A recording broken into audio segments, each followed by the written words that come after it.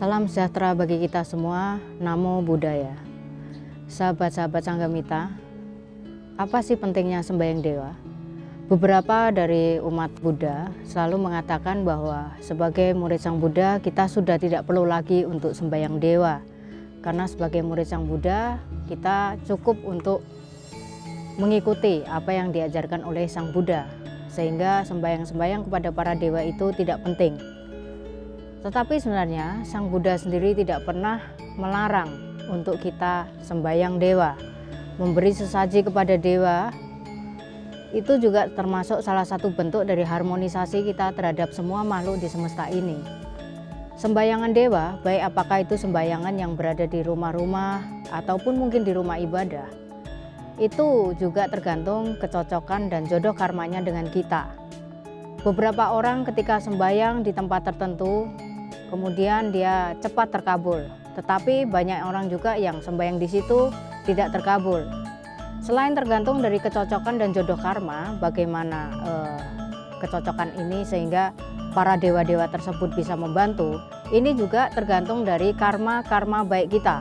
Kalau kita memiliki buah-buah karma baik yang memang siap untuk dipetik, tentu apa yang kita sembayangkan itu menjadi cepat terkabul.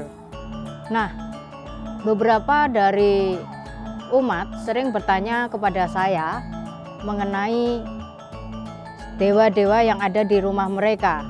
Apakah isinya memang dewa atau bukan dewa? Nah, di sini sebenarnya apakah itu dewa-dewa baik di dalam sembayangan rumah-rumah ataupun di tempat-tempat ibadah, semua patung itu memang bisa berisi siapa saja, bisa berisi apa aja.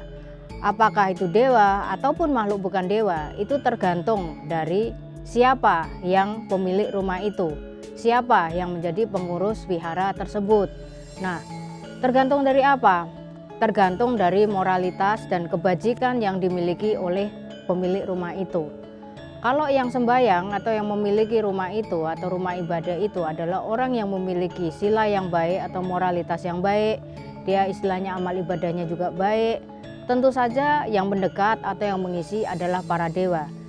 Tapi ketika kelakuannya tidak baik, kemudian dia sering berbohong, kemudian dia sering menyakiti orang lain dan sebagainya, kemudian jangan mengharap isi patungnya ini adalah dewa. Kemungkinan juga hantu-hantu atau arwah gentayangan, sehingga tidak bisa dipastikan siapa yang berada di dalam patung tersebut. Meskipun patung tersebut penampakannya adalah mungkin dewa-dewa, apakah itu Dewa Kuan Im, Dewa Kuan Kong, dan dewa-dewa yang lain. Tetapi tidak ada yang pernah tahu isinya siapa. Hanya satu hal yang menjadi patokan, yaitu perilaku kita. Kalau perilaku kita senantiasa positif melalui pikiran, ucapan maupun perbuatan, maka bisa dipastikan mereka-mereka yang mengisi di dalam patung ini adalah mereka-mereka yang berada di alam atas. Karena para dewa hanya mau mengikuti orang-orang yang memang memiliki akhlak-akhlak atau moralitas yang baik. Sehingga sebenarnya meskipun tanpa perlu dirituali atau disembayangi atau digunakan upacara apapun untuk melakukan pengisian patung ini, itu akan secara otomatis. Semua benda yang kita sembayangi secara otomatis akan memiliki isi tersendiri. Nah, isinya itu kembali tergantung kepada kita. Maka bagi wihara pun itu tergantung pengurusnya seperti apa.